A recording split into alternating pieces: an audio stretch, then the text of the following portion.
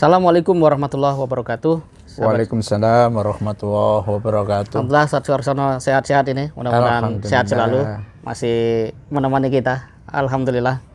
Kita ingin tahu, Ustaz, mengapa orang pada masa dia kekurangan itu semangatnya tinggi, superioritasnya tinggi, dan harapannya kuat. Sedangkan semakin seseorang itu mengalami kemudahan-kemudahan di dalam hal materi, itu justru merosot, mulai dari mental, spiritual, bahkan mungkin intelektual. Bahkan memang pernah Nabi mengatakan dalam satu hadisnya bahwa Rasul itu tidak takut kalau umat Islam itu dalam kondisi miskin secara harta gitu ya. Tapi yang beliau sangat khawatirkan adalah ketika dunia dibentangkan, artinya kekayaan dimudahkan semuanya. Karena memang ternyata terjadi, kalau kita pelajari daulah-daulah itu mulai dari Umayyah, Abbasiyah, Utsmani, Ayyubiyah sampai ke Seljuk, rata-rata memang puncaknya itu mereka berseteru, rebutan kekuasaan, akhirnya tidak mau berjihad, tidak mau berdakwah, dan terjadilah keruntuhan. Nah, ini apa yang harus kita sikapi, karena ini pelajaran langsung dari kehidupan umat manusia. Silakan, Ustaz. Ya, sebetulnya dua-duanya adalah faktor ya. Miskin itu adalah persoalan materi juga. Kalau yang disebut sebagai miskin materi ya, betul. Kekayaan itu juga faktor materi juga.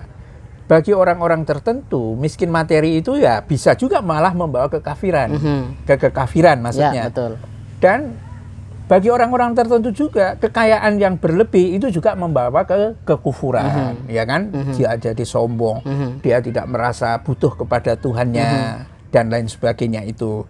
Nah, bisa dikatakan begini, ya, saya selalu menegaskan gitu ya, bahwa superioritas spiritual dan intelektual inilah yang harusnya lebih tinggi daripada materi. Jadi kalau kita ini punya spiritualitas yang tinggi dan intelektualitas yang tinggi, apakah kita itu kaya, miskin, biasa-biasa saja, disanjung orang, tidak disanjung orang, punya jabatan, nggak punya jabatan, itu relatif tidak terlalu mengguncang. Kenapa? Karena fondamen kita sebagai manusia itu kokoh, ya kan? Sebaliknya bagi orang yang memang tidak punya superioritas dalam pengertian intelektual maupun spiritual, mereka sangat bergantung pada penilaian orang, ya kan? Anda itu siapa dinilai oleh kekayaannya, Anda itu siapa dinilai oleh kedudukannya. Padahal semua itu sebetulnya nggak penting. Nggak penting. Sebetulnya. Secara substansial itu. Ya, karena itu sebetulnya problemnya itu sama, ya kan? Apakah kita dalam kedudukan orang menjadi orang miskin, biasa saja, atau menjadi orang kaya, yang lebih besar dari itu mestinya kita punya keunggulan yang disebut sebagai keunggulan spiritual dan intelektual. Kesadaran diri kita sebagai hamba Allah, beribadah terus kepadanya, dan khalifahnya di muka bumi, ini yang jauh lebih penting. Itu intinya. Baik. Menarik. Tetapi dalam sisi sosial, kemasyarakatan, kita mengetahui bahwa memang kemiskinan itu menjadi faktor penghambat kemajuan gitu ya. Misalnya terjadilah yang namanya orang dulu kalau miskin bodoh, kalau sudah bodoh miskin, karena memang orang miskin tidak bisa sekolah layak gitu kan. Nah, artinya apa yang harus dimunculkan dalam situasi seperti ini? Artinya jangan sampai ada sebagian umat ini menjadi apa istilahnya apatis gitu. Oh, saya tidak mau harta, lebih baik saya jaga iman, kemudian dia hidup. Oke lah dia, tapi kan dia juga punya keluarga yang juga butuh sekolah dan sebagainya. Nah, sikap dan mentalitas seperti apa yang harus dibangun? Ya, saya kira yang sangat penting itu ya diseimbangkan. Ya, diseimbangkan antara diri kita sebagai hamba yang cenderung mungkin menjalin hubungan vertikal sangat tinggi, tetapi juga diri kita sebagai khalifah Allah di muka bumi yang harusnya melihat realitas kehidupan itu, ya kan? Mungkin kita bisa hidup sederhana atau hidup pas-pasan, ya tadi seperti ini. Tapi kan tidak semua orang itu bisa seperti itu. Ya, ini menjadi kepedulian.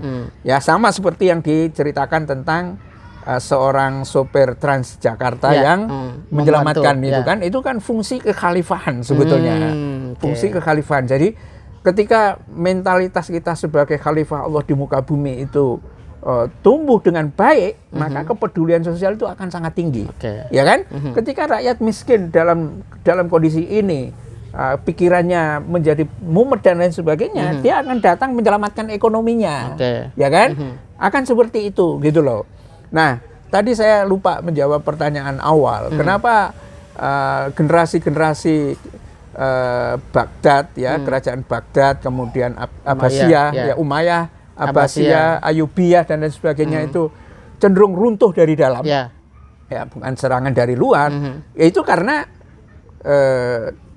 terobsesi dengan materi itu, terobsesi dengan kedudukan dan biasanya itu adalah generasi kedua atau ketiga.